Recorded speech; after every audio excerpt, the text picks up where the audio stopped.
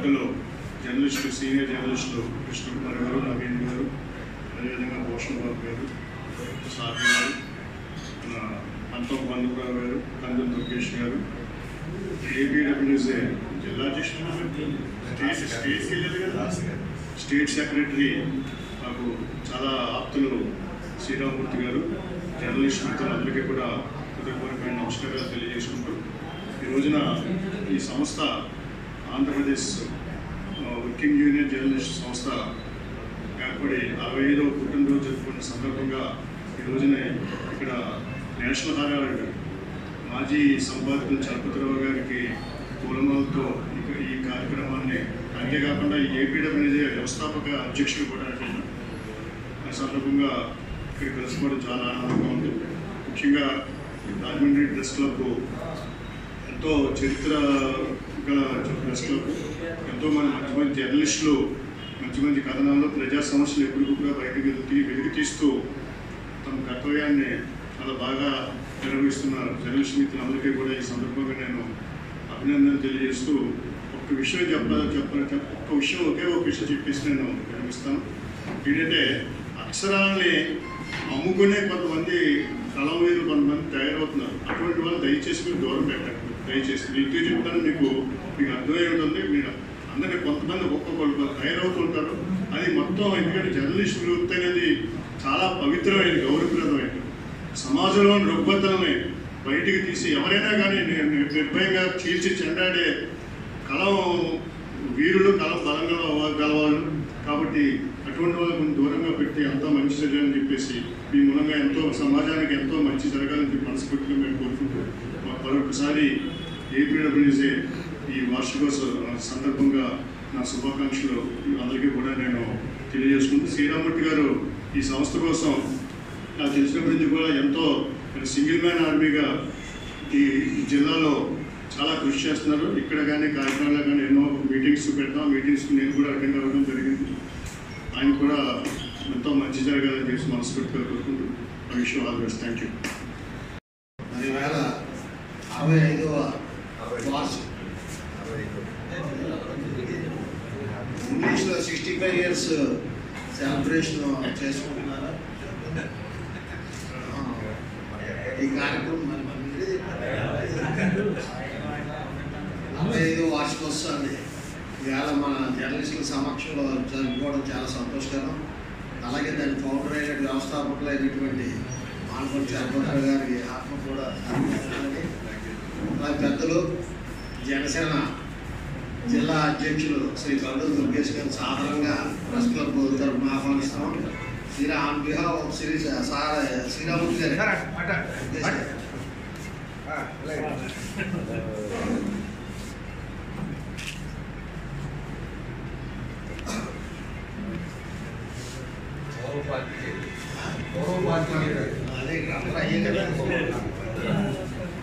పూర్వ పాత్రికేయులు, వక్త, జనసేన జిల్లా అధ్యక్షులు, ఒకవైపు సంపాదకులు, తెలుగుదేశంలో సీనియర్ మోస్ట్ నాయకులు, సొసైటీ గురించి ఆలోచించేటువంటి గట్టిగా పెద్దల మధ్యలో నేను కూడా కూర్చోవడం నాకు చాలా సంతోషంగా ఉంటాయి. మరి అదేవిధంగా రిపోర్టర్లు అందరూ కూడా జర్నలిస్టులు అందరూ ఐక్యంగా ఒక తాటి మీద నడాలని, అంటే ఏపీడబ్ల్యూ కానీ ఇతర ఆర్గనైజేషన్స్ ఉన్నప్పుడు కూడా రాజమండ్రిలో మాత్రం ప్రెస్ క్లబ్ అందరూ కలిసికట్టుగా పనిచేసి సమాజం హితం కోసం పోరాడాలని, అలాగే కార్యక్రమాలు చేసేటప్పుడు అంటే ఒక్కొక్కరు స్వార్థాలు లేకుండా పాత్రికేయ వృత్తి ఏదైతే ఉందో ఆ పాత్రికేయ వృత్తినే చేయమని చెప్పి అందరినీ కోరుకుంటూ మనం 1 నిమిషం ఇచ్చారు కాబట్టి ఆ 1 నిమిషంలో మన పాత్ర ఏంటి, ఈ సమాజంలో మనం చేస్తున్నటువంటి పత్రికల్లో కానీ లేకపోతే ప్రింట్ అండ్ ఎలక్ట్రానిక్స్ మీడియాలో మన పాత్ర ఏంటి, మన సొసైటీకి ఏం చేయాలి, మంచి చెడు 2 వివరించడం, స్వార్థం లేకుండా రాయవలసినటువంటి 4 మాటలు కూడా చక్కగా రాసి అందరి మెప్పు పొందాలని మనసారా కోరుకుంటూ సెలవు తీసుకున్నాను. Thank you. ఈ సంస్థ యొక్క 65వ వార్షికోత్సవాన్ని రాజకీయ నాయకులు, పాత్రికేయ మిత్రులు అందరి సమక్షంలో అత్యద్భుతంగా నిర్వహిస్తున్నటువంటి మిత్రులు, ఏపీడబ్ల్యూజే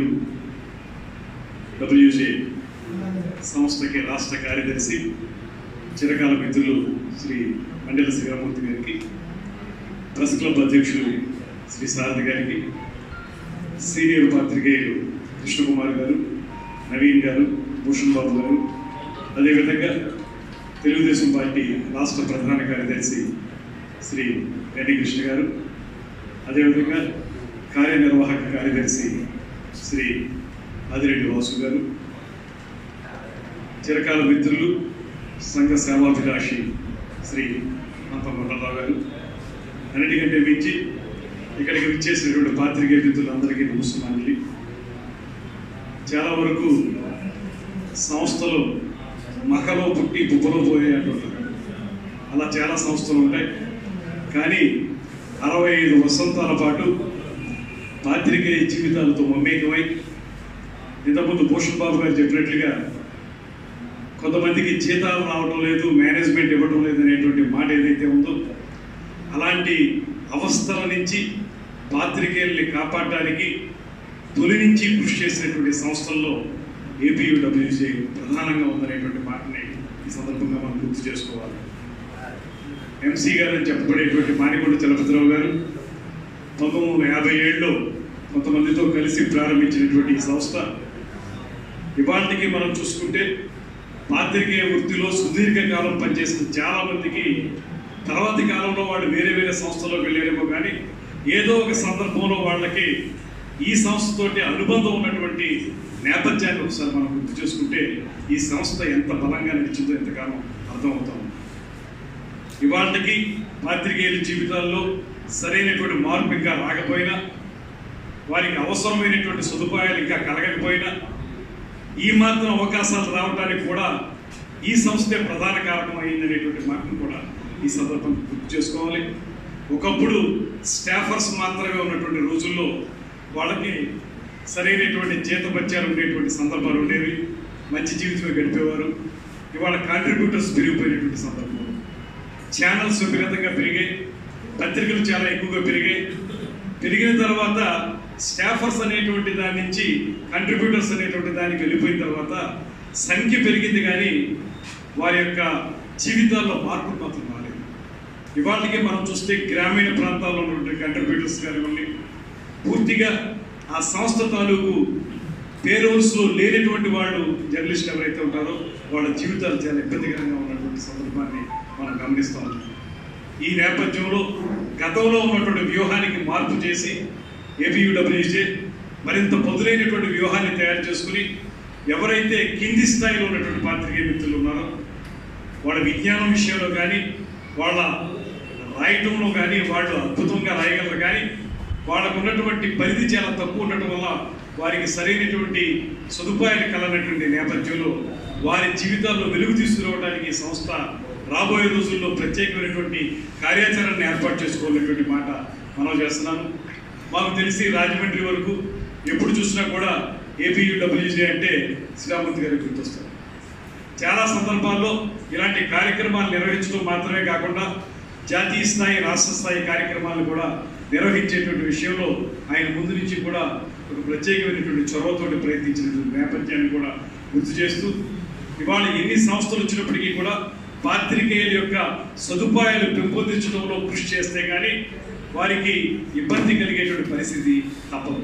ఇంకొక మాట కూడా కృష్ణ గారు చెప్పినటువంటి మాట, ఈ అక్షరాలను అమ్ముకునేటువంటి మాట ఏదైతే ఉందో దీనికి 2 అంశాలను మనం చూడాల్సి ఉంటుంది. ఒకటి ఏంటంటే అమ్ముకోవడం అనేది నేరం, అలాంటిది ఉండకూడదు అనేటువంటిది పాత్రికేయ వృత్తికి కళంకం అనేటువంటి మాట ఒప్పుకుంటూనే, మరో పక్కన వారికి కొంత ఉద్యోగ భద్రత, జీతం భద్రత ఉంటే ఈ రకమైన పరిస్థితి వాళ్ళు వెళ్ళి ఉండలేకపోవచ్చు, ఉండరు కూడా అనేటువంటి మాటలు కూడా మనం నమ్మాలి.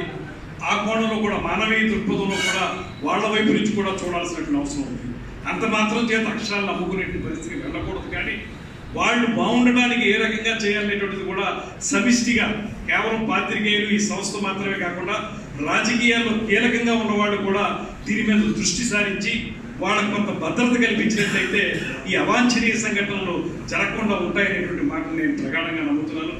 ఏదైనప్పటికీ కూడా 65 వసంతాలు పూర్తి చేసుకుని మరో 100 వసంతాల పాటు ముందుకు వెళ్ళవలసినటువంటి సంస్థ పాత్రికేయుల యొక్క బాగోగుల విషయంలో మరింత పదులుగా ప్రయత్నం చేయగలదని, కృషి చేయగలదని మనస్ఫూర్తిగా నమ్ముతూ వారికి శుభాకాంక్షలు తెలియజేస్తూ రాబోయే రోజుల్లో మమ్మల్ని కూడా కలుపుకొని ఒక చక్కటి కార్యాచరణతోటి పాత్రికేయులకి వెలుగులు తీసుకొచ్చేటువంటి కార్యక్రమాల్ని రూపొందించాల్సిందిగా కోరుకుంటూ సెలవు తీసుకుంటున్నాం. నమస్కారం. జై హింద్. ఆహ్వానించిన పెద్దలు శ్రీరామూర్తి గారికి, సారథి గారికి, సోదరులు ప్రసాద్ గారికి అందరికీ నమస్కారం. 65 వసంతాలు పూర్తి చేసుకోవడం అంటే ఒక ఆర్గనైజేషన్లో చిన్న విషయం కాదు. ఎన్నో ఒడిదుడుగులన్నీ కూడా ఎదుర్కొని ఈరోజు ఈ స్థాయికి వచ్చింది. కానీ మనం కూడా అర్థం చేసుకోవాల్సింది ఏంటంటే, ఒక వ్యాపార సంస్థకు కానీ, ఒక పొలిటికల్ ఆర్గనైజేషన్స్ కానీ సర్టెన్ ఫేజ్ అయిన తర్వాత ట్రాన్సిషన్ అనేది ఉంటుంది. ఆ ట్రాన్సిషనల్ ఫేజ్లోనే ఎవరైతే కాస్త సరిగ్గా ఆలోచించగలిగి వాళ్ళ ఆలోచనలకు పదును పెడుతూ ఆ ఆర్గనైజేషన్ మూలాల్ని మరింతగా స్ట్రెంథన్ అప్ చేసుకోగలిగితే అది మరింతగా వ్యవస్థ బలంగా ముందుకెళ్ళడానికి అవకాశం ఉంటుంది. అంటే ఇప్పుడు ఈ ఆర్గనైజేషన్ బలంగా లేదని నేను చెప్పను, కానీ మారుతూ ఉంది. రాజకీయ వ్యవస్థలు మారుతూ ఉన్నాయి, రాజకీయ నాయకుల ఆలోచనలు మారుతూ ఉన్నాయి. మీడియా అనే సంస్థని అన్బయాస్డ్ ఆర్గనైజేషన్ కింద ఏదైతే చూసేవారో ఆ ఆలోచన నుంచి మీడియాని కొన్ని పార్టీస్ బయాస్డ్గా చేసుకొని ఆలోచించే ధోరణిలో వెళ్తూ ఉన్నప్పుడు మనం కూడా ఈ ట్రాన్సిషనల్ ఫేజ్లోని ఆర్గనైజేషనల్గా నడుపుతున్న వారు ఒక సర్టెన్ గైడ్ లైన్స్ అనేది పెట్టుకొని ఏ ఒక్క రాజకీయ పార్టీకి కూడా మనం తొత్తులు కాదు, ఏ ఒక్క రాజకీయ పార్టీకి మనం బయాస్డ్గా వెళ్ళే పరిస్థితులు కనపడకుండా ఉండే విధంగా చేసుకోవాల్సిన అవసరం కూడా ఉంటుంది. ఎందుకంటే ఇదే ట్రాన్సిషన్ అంటారు. 100 వసంతాలు మనం బలంగా చేసుకోవాలని అనుకుంటే ఈ ట్రాన్సిషనల్ ఫేజ్ ఇది సర్వసాధారణం. ఏదైనా సరే సర్వసాధారణం, ఒక బిజినెస్కి కానీ రాజకీయ పార్టీకి కానీ అన్నింటికీ ఉంటాయి. కానీ ఇప్పుడు ఈరోజు 65 సంవత్సరాలు చేసుకోగలుగుతా ఉన్నామని అంటే ఈ రోజున ఆ ఆర్గనైజేషన్ పట్ల నమ్మకంతో ఎంతమంది రాగలుగుతా ఉన్నారు అని అంటే తప్పకుండా దాంట్లో ఉన్న సభ్యుల యొక్క శ్రేయస్సు కోసం, వాళ్ళ సంక్షేమం కోసం ఈ యొక్క సంస్థ ఆలోచిస్తుందనడంలోని ఏమాత్రం కూడా సందేహం లేదు. ఎందుకంటే మనం కోవిడ్ సమయంలో చూసాం, రాజకీయ నాయకులు కొంతమంది రాగలిగారేమో కానీ మిగతా వాళ్ళు ఇంటికి పరిమితమై హోమ్ ఐసోలేషన్లో ఉండమన్నారు, ప్రజల్ని హోమ్ ఐసోలేషన్లో ఉండమన్నారు. కానీ మీడియా వారు జరుగుతున్న పరిణామాలన్నింటినీ కూడా ప్రజలకు తెలియజేయడానికి రోడ్ల మీదే ఉన్నారు. వాళ్ళ కుటుంబాలు కూడా ఫలంగా పెట్టి రోడ్ల మీదకి వచ్చారు, కానీ వాళ్ళని ఫ్రంట్ లైన్ వారియర్స్ కింద కూడా వాళ్ళని కన్సిడర్ చేయలేని పరిస్థితులు చూసాం. ఎంతో మంది ప్రాణాలు కోల్పోవడం చూసాం, ఎంతో మంది ఆర్థికంగా ఇబ్బందులు పడిన పరిస్థితులు కూడా చూసాం. ఆ యొక్క పరిస్థితులు చెల్లించి చాలా మంది స్వచ్ఛందంగా రాజకీయ నాయకులు వచ్చారు, దాంట్లో భాగంగా మేము కూడా వచ్చాం. అంటే నేను చెప్పేది ఏంటంటే మీడియా వారిని అన్ని ఆర్గనైజేషన్తో సమానంగా చూస్తూ ఉన్నారు, కానీ వారి యొక్క ప్రత్యేకతని గుర్తించి వారి యొక్క స్థానాన్ని గుర్తించి కానీ మనం ఏదైనా ఒక బాధ్యతగా చూడగలిగితే ప్రభుత్వం వారిపైన మరింత బాధ్యత అనేది ఉంటుంది. ప్రభుత్వాలు పట్టించుకోక కష్టకాలంలో ఎవరో పట్టించుకోకపోతే వాళ్ళు కూడా ఈ వృత్తి పట్ల ఎందుకు ఉన్నామో మనం ఇంత అలాగా బాధ్యతగా ఒక భావం రాకుండా ఉండే విధంగా ఇటు ఆర్గనైజేషన్ కానీ పొలిటికల్ స్ట్రక్చర్స్ కూడా చూడాలి. వివిధ రాజకీయ పార్టీలు ఉన్నారు, ఆ పార్టీల పరంగా ఆలోచించాలి. ఇంతకుముందు పెద్దలు చెప్తా ఉన్నట్లు ఆనాడు రాజకీయంగా ఒక ఆలోచనతో ఉండేవారు, మీడియా వాళ్ళకు ఆలోచన ఒకలా ఉండేది. ఇప్పటికీ మా తండ్రి గారు అప్పారావు గారు ఏదైనా ఒక మీడియాలో ఒక ఆర్టికల్ కానీ పేపర్లో ఒక ఆర్టికల్ వచ్చిందంటే ఆయన కంగారు పడతారు. ఏంటి ఒక ఆర్టికల్ వచ్చిందంటే మనం ఏదైనా తప్పు చేసామా ఏంటి అని ఆలోచించే స్థాయిలో ఉంటుంది. కానీ ఈ రోజున ఎన్ని తప్పులు చేసినా, పేపర్లో ఎన్ని ఆర్టికల్స్ వచ్చినా నిర్భయంగా రిసింక్గా బయటకు వెళ్ళే రోజులు కనబడతా ఉన్నాయి. రాజకీయ వ్యవస్థలో కూడా చాలా బాధగా ఉంది. అవన్నీ మారాలి. ట్రాన్సిషన్ అని అంటా ఉన్నాం కదా, రాజకీయ వ్యవస్థలో కూడా మారాలి, మీడియా పరంగా కూడా మారి ఏదైతే తప్పులు జరుగుతూ ఉన్నాయో నిర్భయంగా కూడా తెలియజేసే స్థాయికి రావాలి. అలాగే వాళ్ళు వస్తున్నప్పుడు వాళ్ళకి ఒక భరోసా కల్పించాలి.